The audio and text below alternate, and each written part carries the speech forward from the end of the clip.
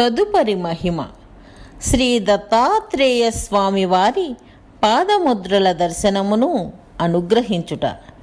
December 30వ తేదీ 2001 సంవత్సరము.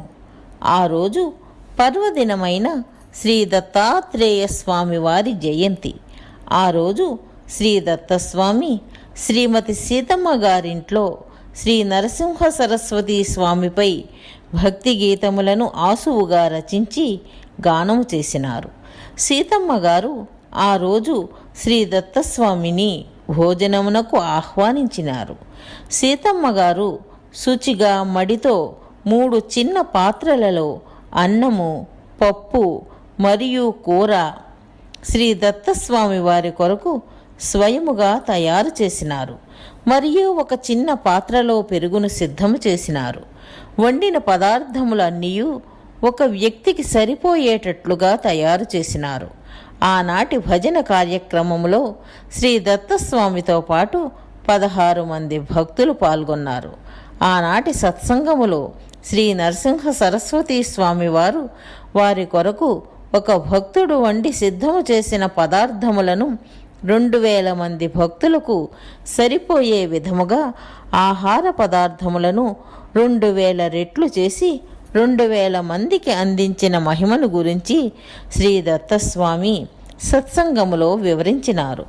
తరువాత నాకు శ్రీ నరసింహ సరస్వతీ స్వామివారిలాగా మహిమలు చేసే శక్తి లేదు కనుక ఈరోజు శ్రీమతి సీతమ్మ గారు తయారు చేసిన పదార్థములను మనమందరము శ్రీ దత్తాత్రేయ స్వామివారి ప్రసాదముగా భావించి కొంచెముగా తీసుకుందాము అని సత్సంగములో పాల్గొన్న భక్తులతో శ్రీ దత్తస్వామి చెప్పినారు. శ్రీ దత్తస్వామి చేసిన ఈ ప్రతిపాదనను భక్తులు అంగీకరించలేదు. వారందరూ శ్రీ దత్తస్వామిని మీరు భోజనము చేయవలెను అని అభ్యర్థించినారు. మేము మా ఇళ్లకు వెళ్ళి భోజనములు ముగించుకొని త్వరగా సత్సంగములో తిరిగి పాల్గొనుటకు వస్తాము అని శ్రీ దత్తస్వామిని అభ్యర్థించినారు. శ్రీ దత్తస్వామి దీనికి అంగీకరించలేదు. స్వామి భక్తులతో ఈరోజు మనమందరము ఉన్న పదార్థములను శ్రీ దత్తాత్రేయ స్వామి వారి ప్రసాదముగా తీసుకుని ఈ పవిత్ర పర్వదినమున ఉపవాసము చేద్దాము అని చెప్పినారు. అప్పుడు సీతమ్మ గారు పక్కవారింటి నుండి ప్రసాదమును వడ్డించుటకు అవసరమైన పళ్ళెములను తీసుకువచ్చి శ్రీ దత్తస్వామితో సహా మిగిలిన 16 మంది భక్తులకు వండిన పదార్థములను వడ్డించ ప్రారంభించినారు. వడ్డించు సమయములో ఆమె ప్రతి ఒక్కరికి ఒక చెంచాకు సరిపడు పదార్థములు ప్రసాదముగా వస్తుందని భావించినారు. కానీ ఆ వండిన పదార్థములు 16 రెట్లుగా గుణించబడి పెరుగుతో సహా అన్ని పదార్థములతో శ్రీ దత్తస్వామితో పాటు మిగిలిన 16 మంది భక్తులు పూర్తిగా భోజనము చేసినారు. శ్రీ దత్తస్వామి మాట్లాడుతూ, మీరు ఇక్కడ 16 మంది మాత్రమే ఉన్నారు కాబట్టి పదార్థములు 16 రెట్లుగా మారినవి. ఈ ఆహార పదార్థములు ఇక్కడ ఉన్న సంఖ్యను అనుసరించి మరియు అవసరమును అనుసరించి అపరిమితముగా కూడా గుణించబడతాయి అని చెప్పినారు. శ్రీ దత్తాత్రేయ జయంతి సందర్భముగా శ్రీ దత్తస్వామి అనుగ్రహించిన ఈ మహిమతో భక్తులందరూ ఆనందోత్సాహములలో మునిగిపోయినారు. సత్సంగము ముగిసిన తరువాత శ్రీ దత్తస్వామి ఎప్పటిలాగే నిద్రించుటకు సమీపంలోని శ్రీ సిబికే మూర్తి గారి ఇంటికి వెళ్ళారు. సమయానుసారముగా శ్రీ దత్తాత్రేయ మందిరమును ఆ రోజుకు మూసివేయుట వలన ఆనాటి రాత్రి శ్రీ దత్తస్వామికి శ్రీ సిబికే మూర్తి గారి కుటుంబ సభ్యులు వారింటిలోని మొదటి అంతస్తులో నిద్రించుటకు ఏర్పాటు చేసినారు.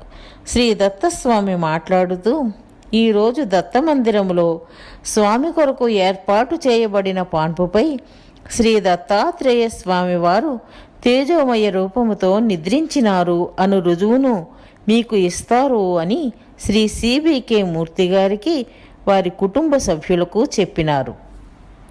మరుసటి రోజు ఉదయము మందిరము యొక్క తలుపులు యథావిధిగా తెరిచిన తరువాత శ్రీ దత్త మందిరములో ఏర్పాటు చేయబడిన పాన్పును చూచుటకు శ్రీ సిబికే మూర్తి గారు వారి కుటుంబ సభ్యులు దత్తమందిరమునకు వెళ్ళినారు. శ్రీ దత్తాత్రేయ స్వామి యొక్క 2 పాదముద్రలు ఆ పాన్పుపై గుర్తించబడినాయి. అవి పరిమాణములో చాలా పెద్దవిగా ఉన్నాయి. భక్తులందరూ ఎప్పటికీ వాటిని చూసి తరించుటకు వీలుగా ఆ దివ్య పాదముద్రలను ఛాయాచిత్ర రూపంలో భద్రపరచుట జరిగినది. ఆ పాదముద్రల యొక్క పరిమాణమును అనుసరించి తేజోమయ రూపముతో ఉన్న శ్రీ దత్తాత్రేయ స్వామి వారి పొడవు 20 అడుగులు ఉంటుంది అని శ్రీ దత్తస్వామి చెప్పినారు. శ్రీ దత్తాత్రేయ స్వామి తేజోమయ రూపముతో మొట్టమొదటగా త్రేతాయుగములో అత్రి మహర్షికి తమ దర్శనమును అనుగ్రహించినారు.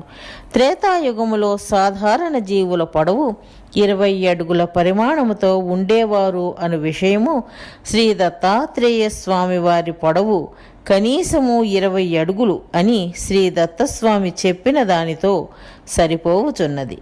ఈ మహిమకు శ్రీ దత్తస్వామి ఇచ్చిన వివరణ. పైన అనుగ్రహించిన 2 మహిమలు వివిధ దర్శనములను అనుగ్రహించిన మహిమలులాగా కాకుండా శ్రీ దత్తాత్రేయ స్వామి యొక్క భౌతికముగా సజీవానుభూతికి ఒక రుజువుగా నిలుస్తాయి. ఇటువంటి నిర్వివాదాంశములైన సత్యమైన మహిమలను కూడా నాస్తికులు అసత్యమైనవిగా చూపుటకు అనేక అసత్యములతో నిండిన వాదనలను చేస్తున్నారు. ఇటువంటి సందేహములకు అంతే ఉండదు. ఇటువంటి సందేహముల తామస్సులను ఆ భగవంతుడు కూడా ఎప్పటికీ రక్షించలేరు అని శ్రీ దత్తస్వామి చెప్పినారు. తదుపరి మహిమ వేసవిలో అద్భుతమైన వర్షమును కురిపించుట. విజయవాడలో ఒక వేసవిలో ఎండవేడిమి చాలా తీవ్రముగా ఉన్నది. ఆ సంవత్సరము వేసవి తీవ్రత మునిపెన్నడూ లేని విధముగా వేడిమిలో అంతిమ దశకు పెరిగిపోయినది. అప్పుడు భక్తులందరూ ఈ ఎండ తీవ్రతను తగ్గించమని శ్రీ దత్తస్వామిని ప్రార్థించినారు. శ్రీ దత్తస్వామి మాట్లాడుతూ, నేను ప్రకృతిని నియంత్రించుటలో ఏ సందర్భములోనూ జోక్యము చేసుకోకూడదు. అయినప్పటికీ శ్రీ దత్తాత్రేయ స్వామి యొక్క అద్భుతమైన సర్వ సామర్థ్యమునకు నిదర్శనమును ఇచ్చుటకు నేను ఇప్పుడు జోక్యము చేసుకుంటాను అని చెప్పినారు. వెంటనే శ్రీ దత్తస్వామి శ్రీ దత్తాత్రేయ స్వామిపై అనేక భజనలను గానము చేసినారు. భీషోదేతి సూర్య అను వేదవాక్యమును అనుసరించి ఈ సూర్యుడు పరమాత్మ యొక్క అద్వితీయమైన శక్తికి భయపడి రోజు ఉదయిస్తున్నాడు అని చెప్పినారు. వెనువెంటనే సూర్యుని వేడి తగ్గినది మరియు అకస్మాత్తుగా ఆకాశము దట్టమైన నల్లని మేఘములతో నిండిపోయినది. పెద్ద వర్షము ప్రారంభమైనది. ఆ వర్షముతో మరుసటి రోజు నుండి వాతావరణము చాలా చల్లగా ఆహ్లాదకరముగా మారిపోయినది. భక్తుల ప్రార్థన మేరకు తరువాతి సంవత్సరములో కూడా అదే మహిమను శ్రీ దత్తస్వామి ప్రదర్శించి తీవ్ర గ్రీష్మతాపము నుండి ఉపశమనమును కల్పించినారు. 3వ సంవత్సరము కూడా భక్తులు శ్రీ దత్తస్వామిని మరలా అదే విధముగా ప్రార్థించినారు. స్వామివారి ప్రార్థనను నిరాకరించి ఈ విధముగా చెప్పినారు. మహిమ అనునది పరమాత్మ యొక్క సర్వ సామర్థ్యమును నిరూపించుటకు ఒక నిదర్శనముగా మాత్రమే ఉండాలి.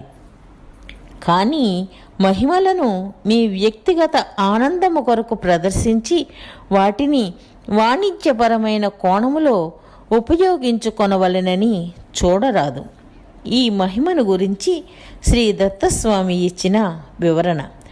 ఊహాతీతమైన పరబ్రహ్మము యొక్క అస్తిత్వమును రుజువు చేయుటకు మాత్రమే ఊహలకు అందని సంఘటనల రూపములో మహిమలు ఉపయోగపడతాయి. ఈ మహిమలు కేవలము నాస్తికులలో ఈ భావనను రుజువు చేయుటకు మాత్రమే ఉద్దేశింపబడినవి. పరమాత్మ యొక్క అస్తిత్వమును ఆస్తికులు అంగీకరించినారు కావున వారికి మహిమల అవసరం లేదు. ఆస్తికులు పరమాత్మను చేరుటకు అవసరమైన ఆధ్యాత్మిక సాధనకు మరియు పరమాత్మ యందు సంపూర్ణ భక్తి విశ్వాసములను పెంపొందించుటపై తమ దృష్టిని కేంద్రీకరించవలెను. అనేక మంది ఆస్తికవాదులు ఆధ్యాత్మిక ప్రయత్నముపై దృష్టిని కేంద్రీకరించకుండా మహిమలను పైన చెప్పిన భావనను నిరూపించుటకు కాకుండా మహిమల వలన వారి వ్యక్తిగత సమస్యల నుండి నివృత్తి పొంది తద్వారా ఆనందమును పొందవలెనని భావిస్తున్నారు. అటువంటి ఆస్తికులు నాస్తికుల కన్నా అధ్వాన్న స్థితిలో ఉన్నవారు అవుతారు. సాయిబాబా వారు తమ చేతులను కదిలించి పవిత్రమైన విభూతిని సృష్టించినప్పుడు ఆ మహిమ వలన పరమాత్మ తన అద్భుత శక్తి ద్వారా ఈ పవిత్రమైన విభూతిని శూన్యము నుండి సృజించినారు అను విషయమును మనము గ్రహించవలెను. అంతేకాని సాయిబాబా వారు నిరంతరముగా ఈ విభూతిని సృష్టించవలెనని ఆ విభూతిని ఒక సిమెంట్ కంపెనీకి విక్రయించి తద్వారా అతి తక్కువ వ్యవధిలో ధనవంతులు కావలెనని అనుకోరాదు.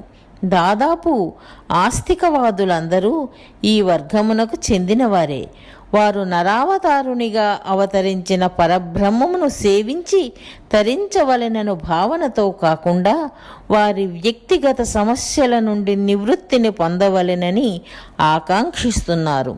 వీరు కేవలము భావరూప భక్తిని ప్రదర్శిస్తూ చక్కటి భజనల ద్వారా స్వచ్ఛమైన ఫలములను పొందవలెనని వేశ్యాభక్తి లేదా ఆచరణాత్మకమైన సేవ ద్వారా స్వచ్ఛమైన ఫలములను పొందవలెనని వైశ్యభక్తి భావిస్తుంటారు.